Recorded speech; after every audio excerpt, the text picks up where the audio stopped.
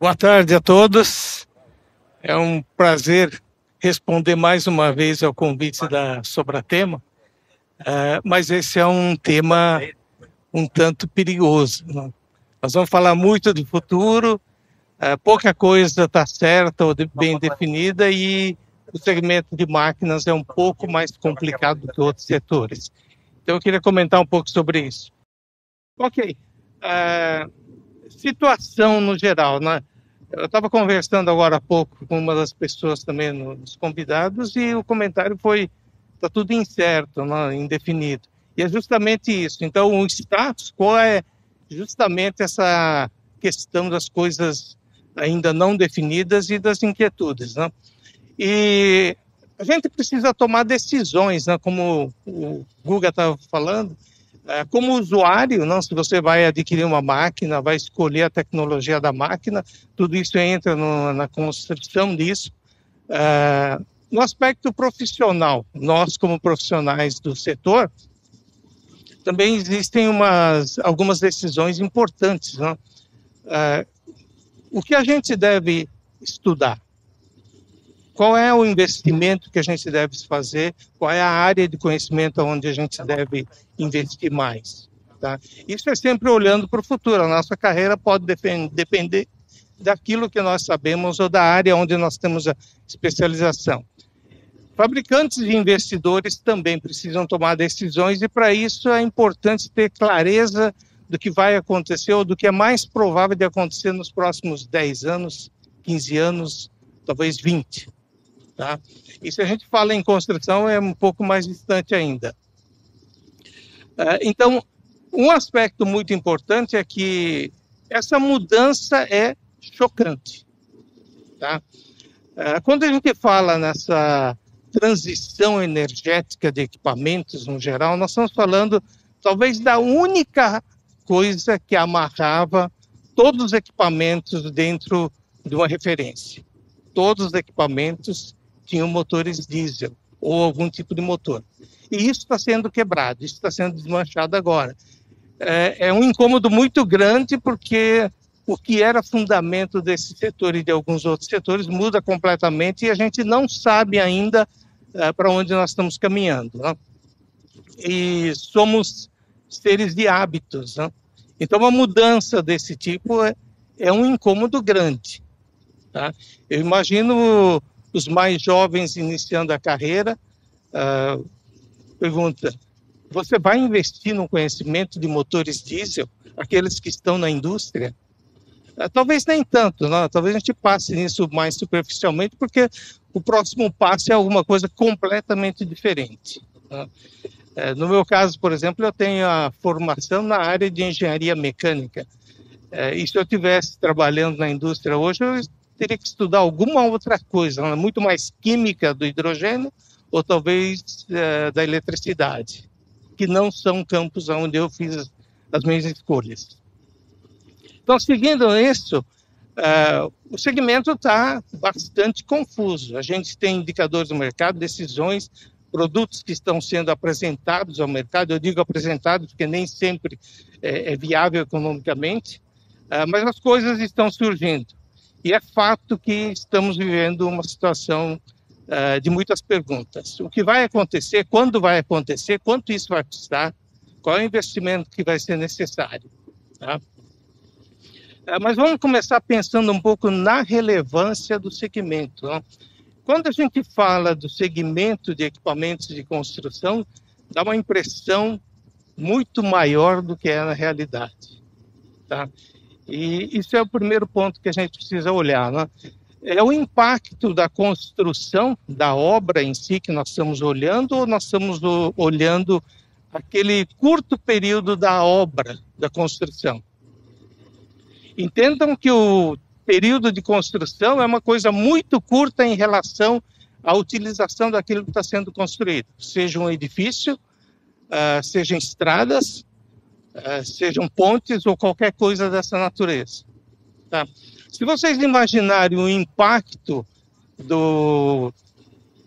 das emissões que ocorrem durante uma obra, nós estamos falando de emissões que ocorrem durante um período de 2 anos, 3 anos, talvez um pouco mais numa obra mais longa. Tá? Mas se nós pensamos na utilização da obra em si, que seja uma rodovia como a Dutra, que tem o quê? 70 anos agora. Tá?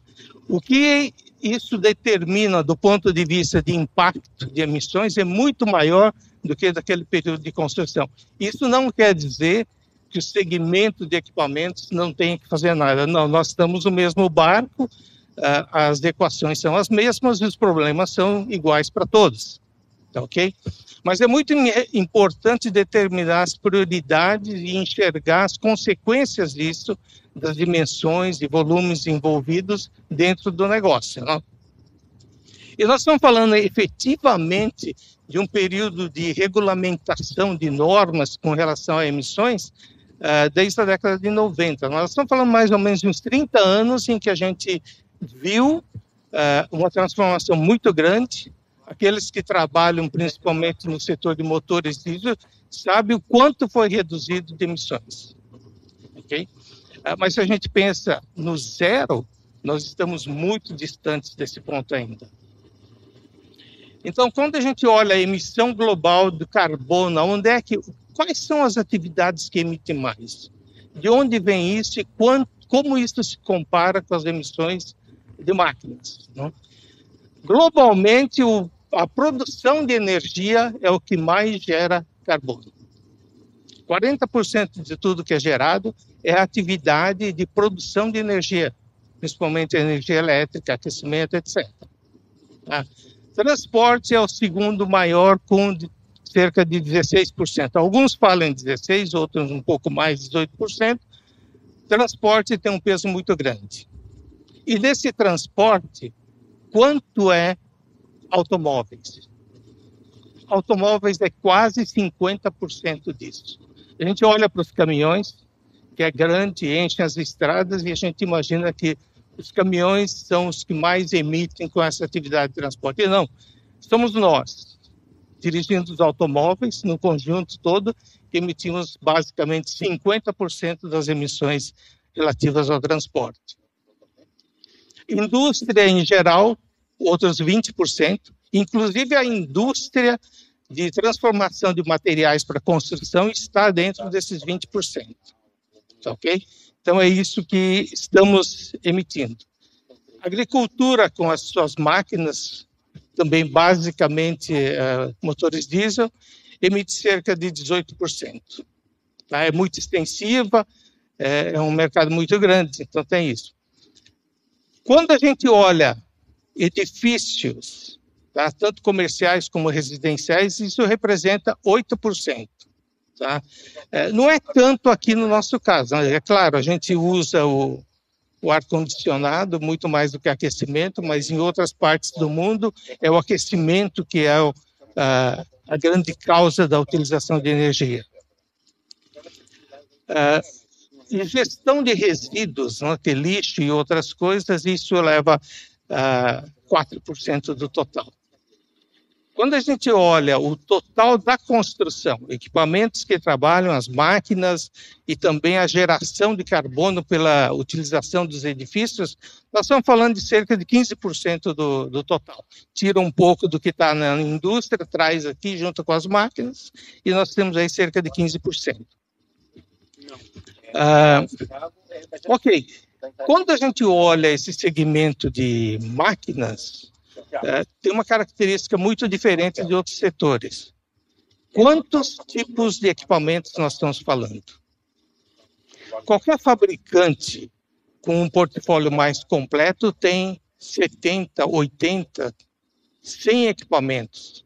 E muitos desses equipamentos são completamente diferentes uma das outras.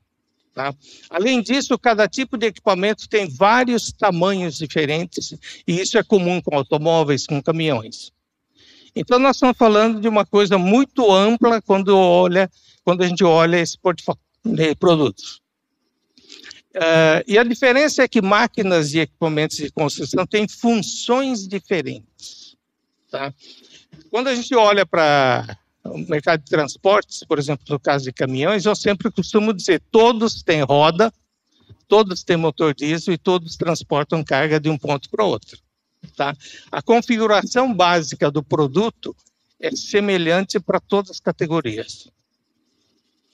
E em termos de máquinas, algumas máquinas trabalham praticamente estacionárias no local. Escavadeira é assim, ela se movimenta muito pouco. Outras máquinas só conseguem cumprir a sua função através da movimentação do próprio equipamento. Se a gente olha para 12 carregadeiras, são típicas desse tipo de atividade. Ou uma motoniveladora.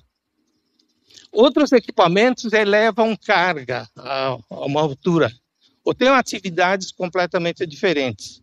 Algumas, a prioridade é a movimentação do equipamento, em outras, a prioridade é a eficiência do sistema hidráulico para cumprir o trabalho. Nós estamos falando de diversos equipamentos com diferentes características de utilização da potência do motor. Tá? E uma mudança como essa transição energética, significa que tudo isso tem que ser refeito, tá?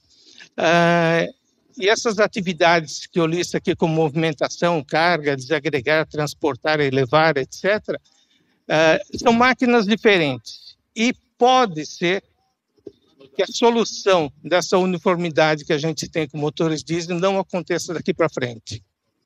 Cada tipo de equipamento pode precisar de uma solução diferente. Para alguns, talvez energia elétrica seja o caminho, para outros, talvez alguma coisa muito mais de hidráulica, talvez o hidrogênio seja melhor.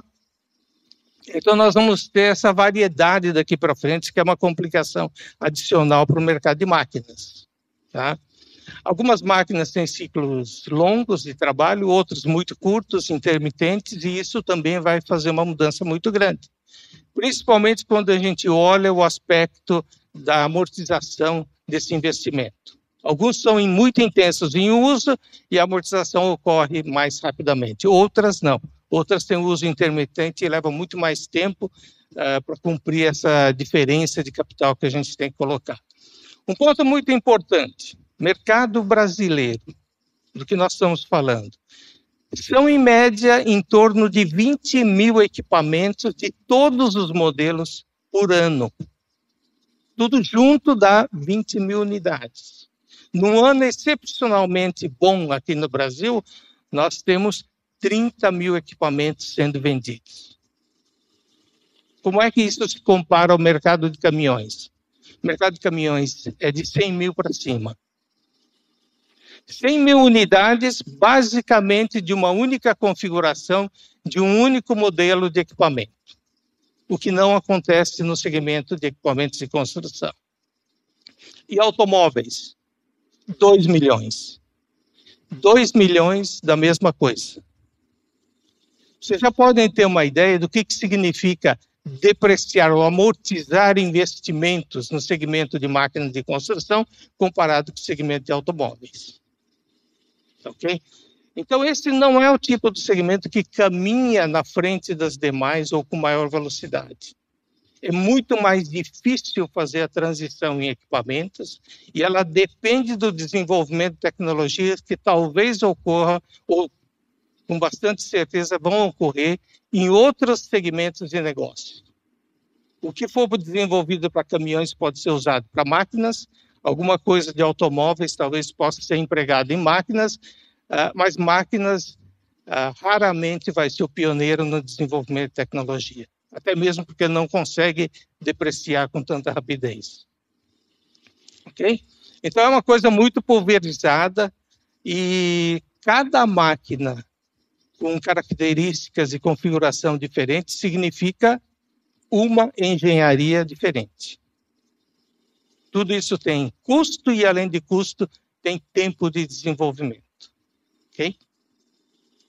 Então, nós estamos falando de menor volume, de maior variedade, naturalmente mais lento e mais complexo. Tá? Isso significa que a gente tem um calendário ditado pela questão ambiental e outro calendário que é o calendário da viabilização do ponto de vista industrial. Tá?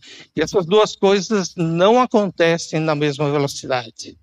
Então, vamos ter um tempo adicional na solução de equipamentos.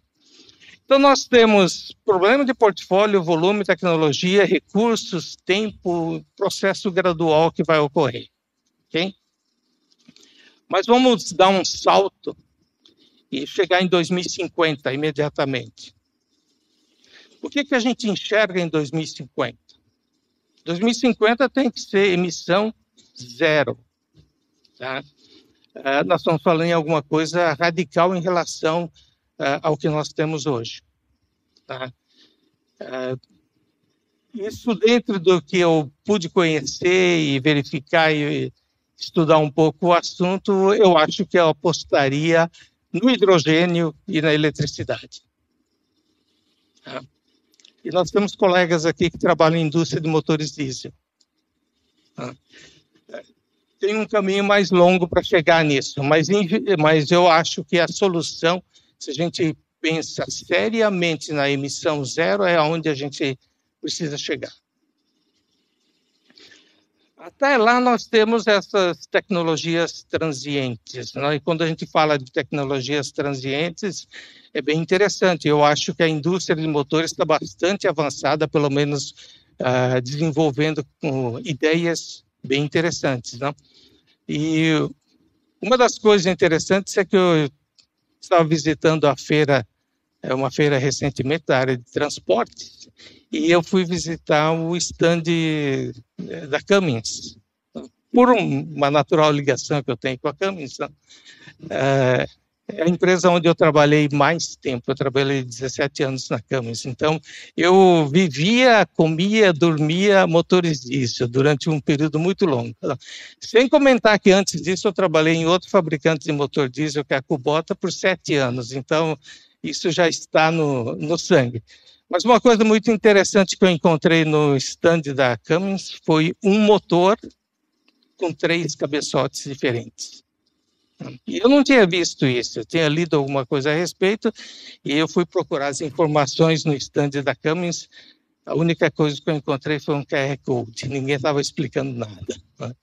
Então é uma coisa relativamente nova. Mas isso é o perfeito exemplo de tecnologia transiente. Tá? Isso tem um deadline lá no final, ele não vai...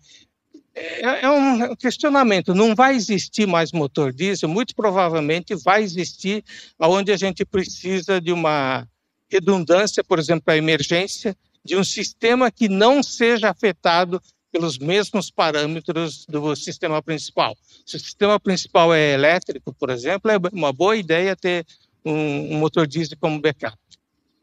Então deve continuar existindo. Outras aplicações também podem precisar disso, mas, a grosso modo, esses motores de combustão, eles são hoje encarados como uma tecnologia transiente que lá na frente deve reduzir bastante em termos de participação nos negócios. Né? Então, temos gás natural, biodiesel, híbridos, que são algumas alternativas, hidrogênio de combustão interna, que é esse caso que nós estamos vendo. Eu acho que isso vai ser necessário para o mercado. Tá?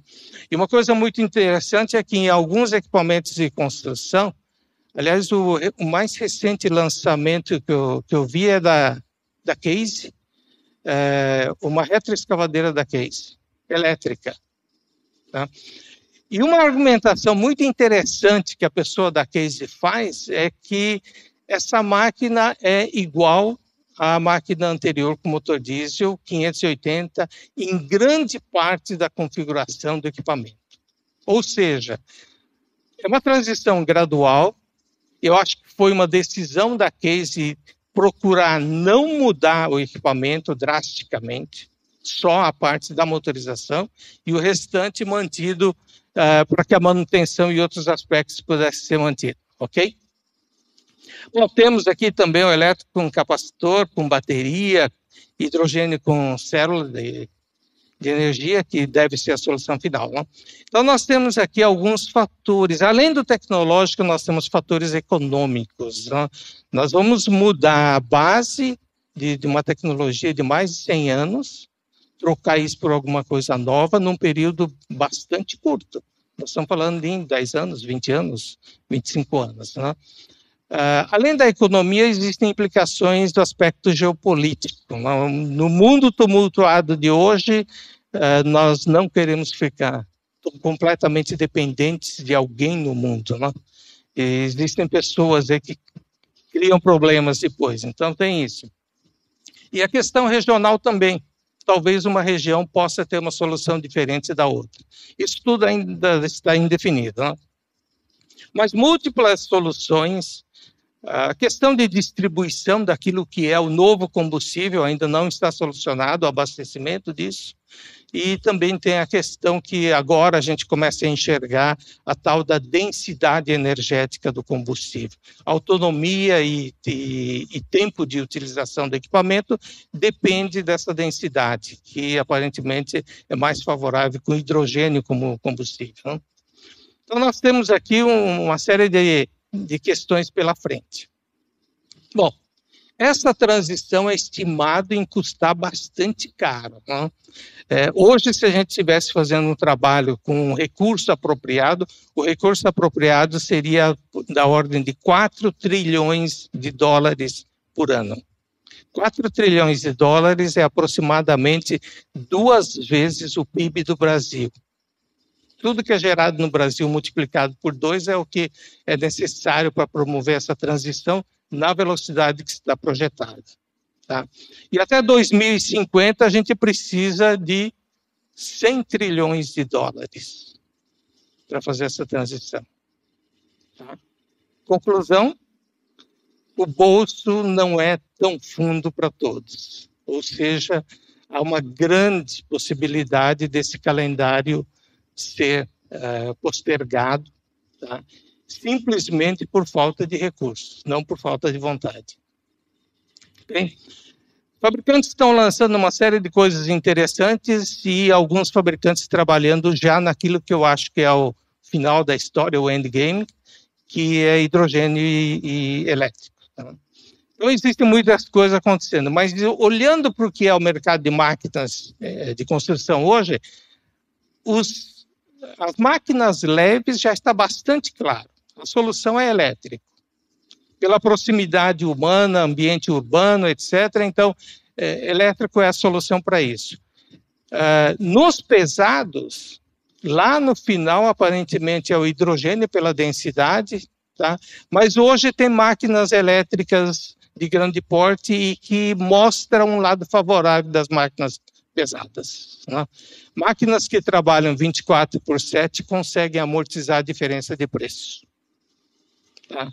E a diferença de preço entre um equipamento diesel para o mesmo modelo de equipamento, mesma capacidade elétrica, nós estamos falando no mínimo de 70% a 80% de acréscimo no preço, tá? Em geral 2 vezes o preço da máquina mecânica, sem saber ainda qual é a rentabilidade do fabricante. Com certeza não tem margem nisso. Okay? Então isso também é um desafio que a gente vê pela frente aí.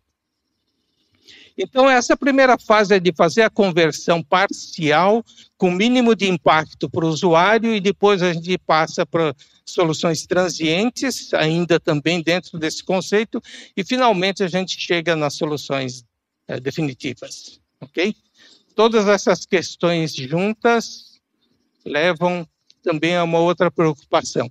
Uma das características importantes é que a manutenção, o custo de serviço que é distribuído ao longo da utilização de veículos, por exemplo, nos automóveis, né, a gente tem que fazer revisões aí de tempos em tempos.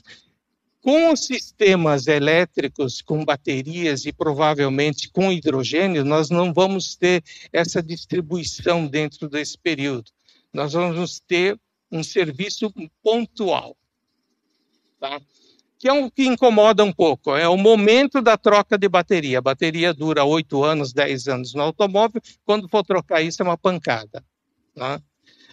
E célula de energia, a hidrogênio. Tá? Para os automóveis e veículos leves, os projetos em desenvolvimento apontam 5, 8 mil horas, mais ou menos. 8 mil horas para equipamento de construção seria pouco, tá? Seria mais ou menos metade.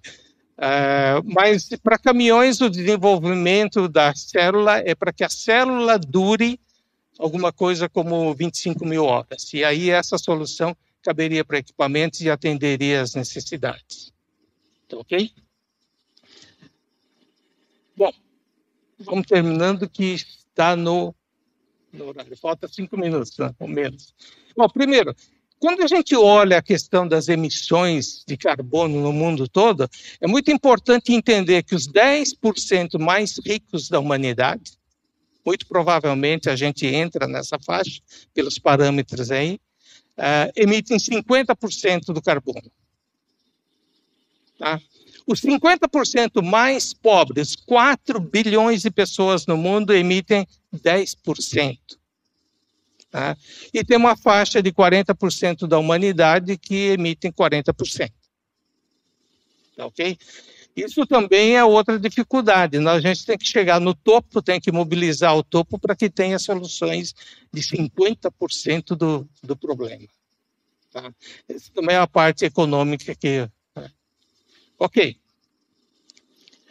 Próximos 5 anos, nós temos máquinas leves, algumas soluções, indicações para pesados, sistemas transientes nas soluções temporárias. Depois, próximos 10 anos, máquinas pesadas devem chegar em elétricas, funcionando bem, talvez já com um desenvolvimento do hidrogênio, tá? Aplicações seletivas, máquinas híbridas, tá? E principalmente máquinas médias e pesadas, alguns outros problemas que não vão ser resolvidos, possibilidade de combustível sintético, que pode estender ainda a utilização de motores de combustão interna, e olhando 20, 25 anos para frente, horizonte de 2045, 2050, não dá para dizer muita coisa. Tá? Depende do que vai acontecer durante esse período aí. Tá? E depende também da velocidade que esse combate à crise climática e ambiental possa ser desenvolvido. Ou seja, quanto recurso nós teremos para isso. Ok? E uma última frase: a natureza não precisa do ser humano. O que altera o meio ambiente, o que provoca tudo isso, é o ser humano. Nós somos a fonte dessa crise. Ok? Muito obrigado.